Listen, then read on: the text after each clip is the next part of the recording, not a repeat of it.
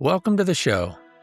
Today we have an incredibly inspiring conversation with Daniel Goodman, a true testament to the power of transformation and helping others. Daniel talks about growing up in rural Arkansas with parents battling addiction and how he was introduced to drugs at a very young age. He shares his journey through addiction, homelessness, and eventually a powerful realization in his 30s that sparked his path to recovery.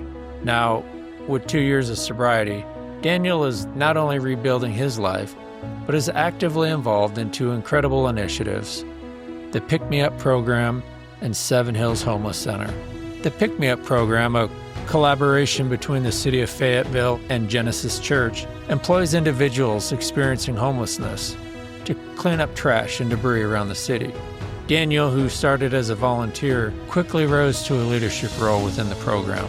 Additionally, Daniel works as an overnight monitor at the Seven Hills Homeless Center, a center that provides resources and support to both housed and unhoused individuals. He shares how his own experiences allow him to connect with and guide others who are still struggling. Join us as Daniel discusses the challenges and rewards of his work, the importance of compassion, and why he believes lasting change happens with little steps headed in the right direction.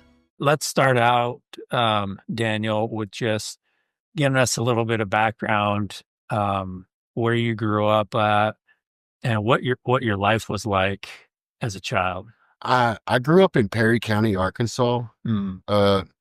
and partially Saline County as well Mhm. in Little Rock.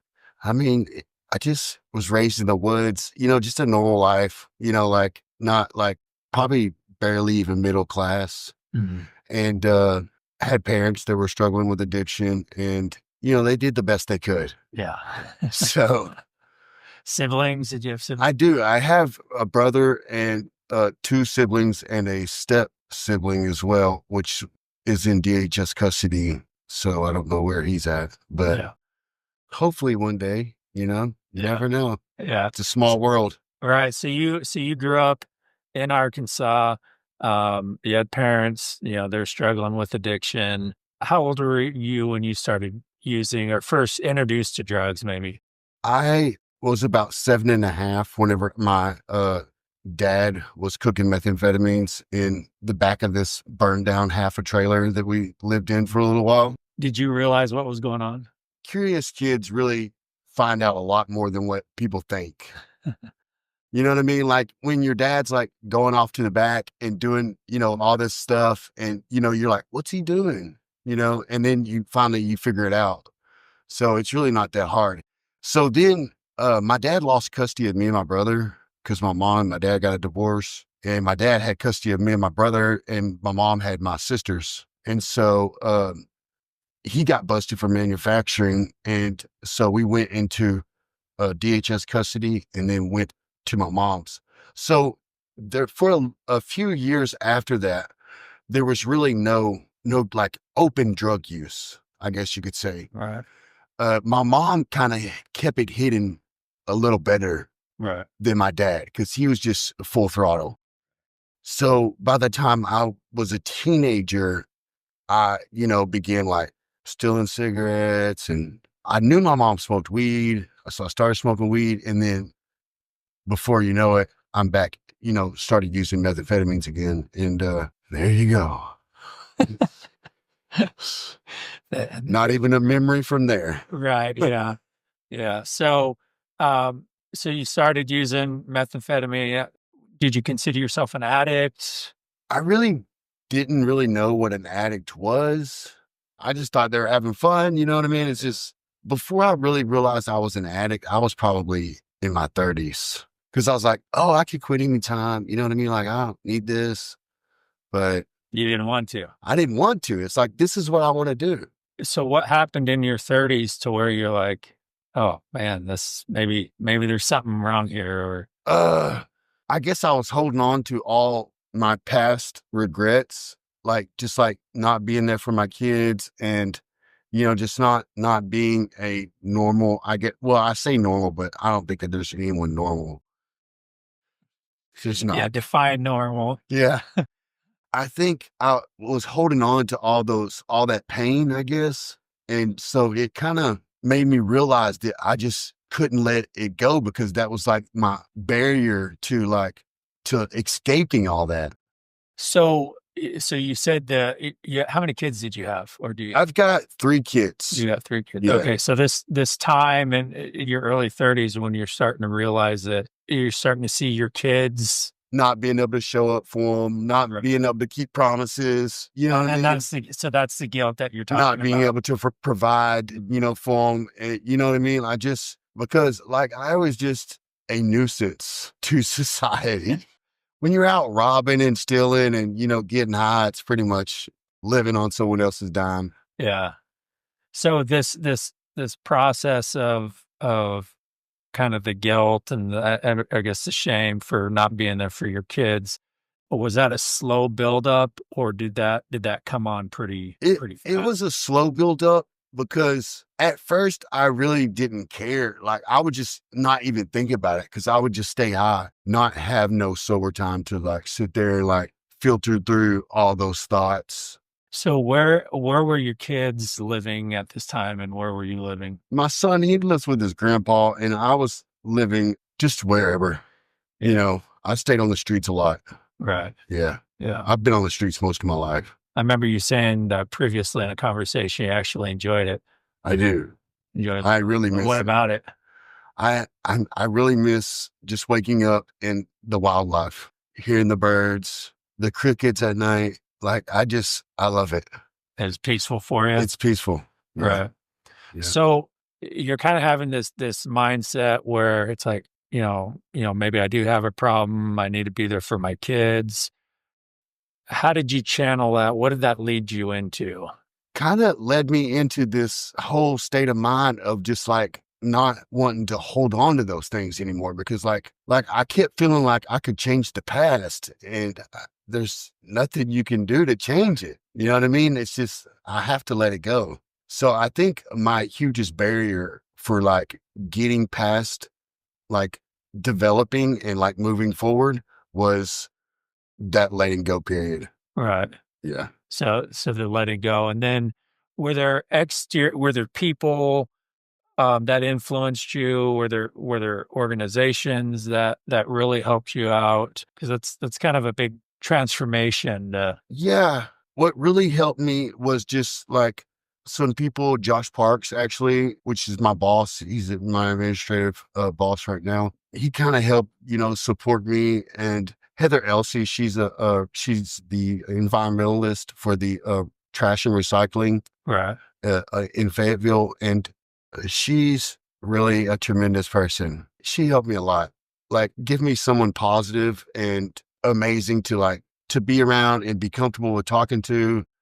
And, she just helped me grow a lot. So you're living on the streets in Fayetteville, I'm assuming. Yeah. How did you first get acquainted with, you said Heather? Yeah. How did you first get acquainted with her? I was locked up and I was kind of going through this transformation about, oh, I'm ready to change. I want to do something better. And you know what I mean? And then I got out of jail and just like all those little pieces started falling into place and it just happened. And so Heather, she's in charge of the Pick Me Up program. Is that correct? She is. Okay, so you want to tell us a little bit She about that funds program? it. The city funds it through Genesis, and then we do all the payroll. We go to Seven Hills. We draw names. We have a month crew and a week crew. It's really amazing. We help people get involved. We've gotten like almost, I would say, we're hitting the 80-ton mark of trash. Trash picked up Yes, since this year. Since this year. Okay. Yes. I guess, how did you first come across the Pick Me Up program? So I was trying to find something to occupy my time. I was actually like just living over in the bushes at Seven Hills. Yeah.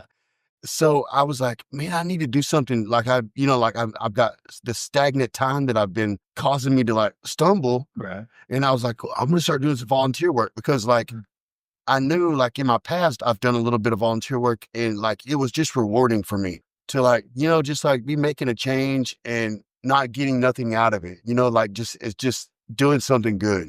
I found a lot of relief in just doing something good for nothing. Right. And I still enjoy helping others. I'm more careful about who I help Yeah. because, well, I mean, I just know a lot of people that I know the ones that need help and the ones that don't need help because they're not there yet. Right. So I enjoy helping those that I see trying to make a change and, do something better. So you're living at Seven Hills, which Seven Hills is in Fayetteville, right? Yes. It's a shelter or It's a day a center. day center? Okay. I knew I was getting the verbiage wrong. It's a day center, and well, now they've started a overnight shelter too, which I am a night monitor there as Okay. well now. So the purpose of Seven Hills is to help the unhomed. They help housed and unhoused people Okay. at the day center. They do. Okay. Yes. Gotcha. They help people with groceries. They help people with like connecting with like resources and Okay. things of that nature. We also do the same thing at Genesis Church. We actually have, our workers, fill out a form and like whatever assistance they might need, like things, see where they're at, like what they need, if they need like food stamps, if we can, hook them up with the right person to fill the paperwork out to get them food stamps. You know what I mean? Just the small things that could help a lot. So you're at Seven Hills. Heather with the city starts this Pick Me Up program. Heather comes to Seven Hills and says, "Hey, we have this Pick Me Up program, which it's picking up trash and debris around the city, right? Yes. And we're looking for volunteers. Who's willing to volunteer? Is that how that works?" Well, we take volunteers. Even in my state, like when I first started, like, you know what I mean? I started out as just volunteering and, eventually they were like, "Hey, you want a job?" And I was like, okay. "Oh, So they actually hired you and paid you. yes. Oh, cool. Yeah." And so then I started working, as a superintendent, and then I've worked my way up to a coordinator now, and I do payroll and all that. Okay. Wow. Yeah. That's super cool. So, Yeah. and this is a matter of what's the time span from once you first started? About a year. About a year. Okay. Yeah. So you went from volunteering to kind of running the program. Yeah. So I guess during that time, when did your sobriety start or your clean time start Yeah. It's been about 2 years that you've been? that I've been working my way through this. Maybe the first 3 months, I was still kind of, Dipping your toes. dipping my toes. Yeah. Gotcha. But for the last year, it's been not even a thought. Right. Like I've just been so busy and like efficient with my time that I've just don't even have time to think about it. You know what I mean? I'm happy. I've got everything going for me. You know what I mean? There's nothing getting in my way. Right. So, And I see a lot of other people. It's like, I do not miss this. It's like those moments. It's like, man, I do not miss this at all. right. Other than Because sleeping in the woods. because I'm starting to like get a more clear focused and more clear thoughts. You know what I mean? Like, well, methamphetamines, it really takes a lot of time. They say like up to 6 years for you to even start like really thinking clear Really? because it just does something to the brain, Mhm. like chemically, Right. that it just, It's like just don't. it's got to heal or something. Yeah. Your thinking's not the best. So I'm still like developing this, better thought process and like, cause there's times I get frustrated and, and I don't know why, but I'm still like, I have to just like take a step back, you know what I mean? And just think about it because I don't understand it. You know what I mean? Like, why is this happening? Do you get frustrated with yourself? I do. I get frustrated with myself because like, I don't know. Because I don't know how to deal with my emotions, my feelings, my thoughts. You know what I mean? Like, so it's like a process. Right. You are involved in the Pick Me Up program. You said you do that. How often are you involved in Pick Me Up? The Pick Me Up program, Monday, Wednesday, Thursday from 8 o'clock to 2 o'clock. Okay. And we usually work probably 4 or 5 of those hours. Okay. So it's at that time you're going out with other people from Seven Hills, correct? Yes. And the city has provided, I believe, a vehicle. Yes. And so you go out and you guys pick up trash. Well, the church has provided the vehicle. Well, the city provided a dump truck and the church provides a bus that we use to pick the workers up and to go. We go to Seven Hills, we pick everyone up, and then we go out and we, start our day wherever that location is. Heather usually gives us the locations. It's either homeless camps. We've started a new program, See Click Fix. It's through the city that we do kind of do a lot of those too, but it's mostly small things with that. Usually once I get everybody out where we're going and taken care of, I usually either go dump a load and then take care of these other things. And then Okay. So the city provides the financing, Genesis Church provides the bus. What else do they provide? we do food, we eat lunch together, Okay. and we give them a ride back to wherever they need to go after the day is over. Okay. So that they're not, like just stranded walking out in the heat, Yeah. We try to, if it's a reasonable distance, we try to, like get them to where they need to be. Yeah. So that it's easier on them. Now, talk to me as regarding Pick Me Up when you go out with this group of people from the shelter. You're working hard all day. You're picking up trash. What's that feel like at the end of a day after knowing that you're helping out the community, you're helping out these people, you're helping out yourself? What's that feel like? It feels awesome. Yeah. Yeah, it's good because, and like it's crazy that the city has provided this opportunity for, these people to like clean up their own mess. It's pretty much what they're doing. Yeah. But it's amazing because they don't really realize like the impact that they're putting out there in the city, like all this waste, when they're cleaning it up, they're like, wow, like this is crazy. And so we've been trying to work with a lot of like people that like give out food and stuff, like, because they just hand out these styrofoam, all this waste. Oh, and that just goes on the ground. And it just goes out in the city and they don't throw it away because there's a lot of times there's no place to throw it away, or, they're at their camp. It really would be awesome if we could, work together to like biodegradable containers and stuff like that. That's more safe for the environment, because it is a huge thing. Like we pick up a lot of styrofoam trays and things that we could prevent from the get-go.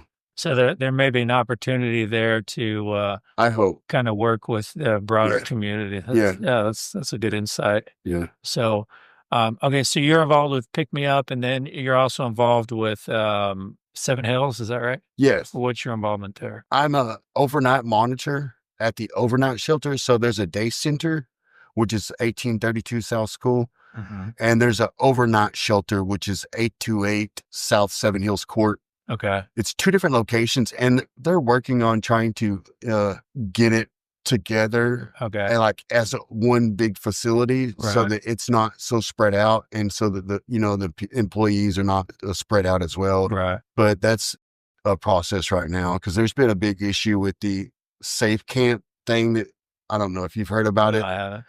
There was this huge encampment over behind Seven Hills, the day center. Yeah. And it was on the U of A property. Oh. And so there was this huge altercation with like all this amount of trash and whose responsibility it was. And it kind of like hit the news, I guess. And so there was a really big issue with the mayor and like, what do we do and how are we going to help the homeless community? And like, like we already have things in place that are helping them. We can only help those that are helping themselves. You can't help somebody that's not willing to help themselves. Yeah. The homeless community gets mad because they're like, well, we ain't got no place to go. But it's like, hey, if you would clean up your little camp location, the cops wouldn't be bugging you. Right. Yeah. It's chaos. So what your role as you said, an overnight supervisor, overnight monitor. Okay. What does that entail?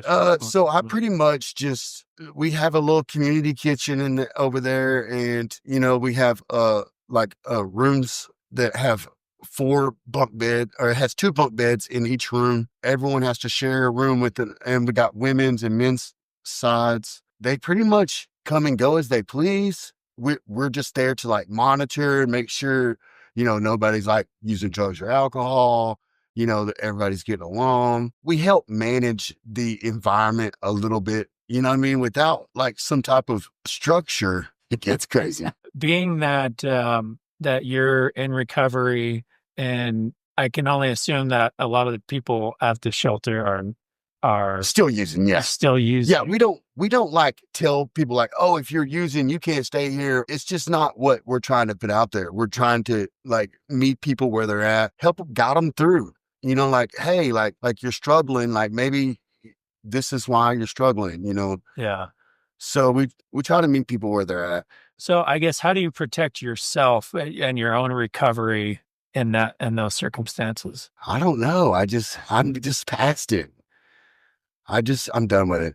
Right. Yeah. I mean, I'm happy. You know what I mean? It really doesn't affect me much. It gets stressful sometimes, but it's not like stressful to like the point of like, oh man, I want to go get high.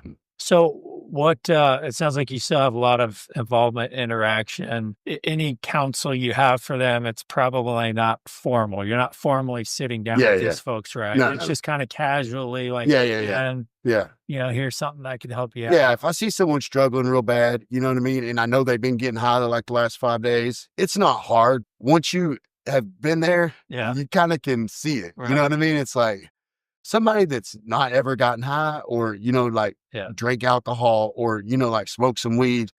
They're like, okay, something's kind of different, but I really don't know what's wrong with this person. But for me, it's like, okay, I can distinguish, you know, what's going on. So what are some of those conversations consist of? I mean, is it like, hey man, I've been there, I know what you're going through, or what's that sound like? A lot of it is like, you know, it just depends on the person. Some of them just ain't there. They don't want to hear it. For instance, there's a lady who is struggling with alcoholism really bad. I've just encouraged, she's now in rehab, and hopefully I really hope that she can pull through it because it's going to kill her to that point. You know what I mean? Like once you start getting to the age 40, 50, 60, like your body doesn't regenerate like it used to. It starts destroying things. Right. She would just be lonely a lot and like she hang out with the wrong people. You know what I mean? Like she just couldn't like distinguish like, hey, and I would just encourage her like, hey, like you're better off, you know, being by yourself. If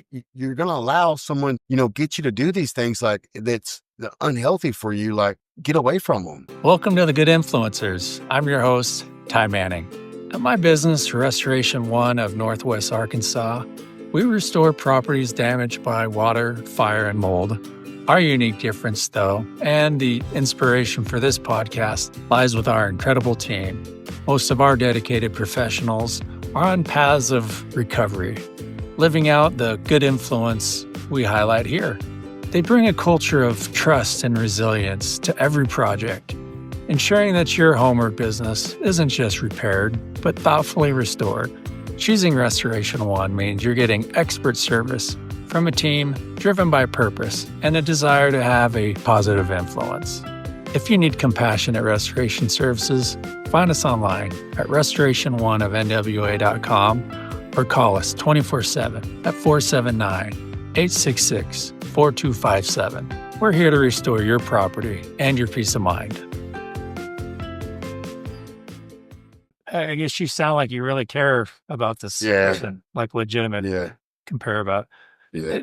Are you naturally a compassionate person, or is that something that you've developed? Being raised from my father and, you know, like the men in my life, being compassionate was like not a manly trait. Yeah. I think that's why I like got high and like done the things I've done for so long is because like I didn't really think that that was a man's role, was being compassionate or caring or, you know, loving and all those things, because it's not masculine. It's not what I experienced. So maybe that compassionate side, maybe you compressed it for a while. And just by using drugs, because if I could just get high, I just wouldn't have to worry about caring. Right. You know what I mean? It's like, you're just caring about yourself, right? I'm just out for me. So when did you start seeing that sense of compassion blossom? Like, I mean, do you feel it? Do you feel compassion? Yeah, I think I've always had it. So just as you've been out in the community and been working with people, and kind of that sense of compassion is growing within you. Yeah. I guess, where do you see that taking you? I just try to genuinely care about others, you know, even with people that don't even struggle with addiction. You know what I mean? It's just mental illness is a huge thing because there's a lot of people that are homeless that, you know what I mean, have mental illness that nothing that can fix it. Yeah. You know what I mean? People keep trying to give them pills and stuff, and like it's not helping because their state of mind is still the same. Just trying to figure that out, really. And here's kind of a big question. So what is the answer to the homeless, unhomed population in Northwest Arkansas? How do you solve that? Is it solvable? I think it's a process. I don't think it'll ever be solved because there's always somebody going through some type of tragic situation or experience that just needs help. I mean, if we could just get rid of all the drugs, we wouldn't have a problem. Yeah. You know what I mean? Right. But however, it finds its way into some people's lives. So Right. Yeah. it's The drugs and you combine that with mental health issues and it's, yeah. but I mean, it sounds like the city. I think it's one of those things that it could never be solved. Like you can put preventatives there and like a structure there to help a lot of people, you know what I mean? Like escape that experience. But I don't think it's something that could be escaped entirely. So I guess being that you're involved in helping that community, does that feel overwhelming? Like knowing that I can't solve this problem, how does that affect how you approach things? It affects things a lot, I think, because I know that I can only play a little part in it. You know what I mean? And it's an important role, but I don't think there's like one great thing that I could do. You know what I mean? It's just like keep showing up every day, keep doing what I'm doing. So yeah. I think one thing too about compassion is I think a lot of times we're compassionate not because we think we have a solution yeah, for the big problem, but it's because that's what that person needs. yeah, It's an individual thing. It's a relation. It's a one-on-one thing. It's not a me trying to solve the whole thing. It's me doing my part yeah. for this one person. So I guess what keeps you motivated then? My dog.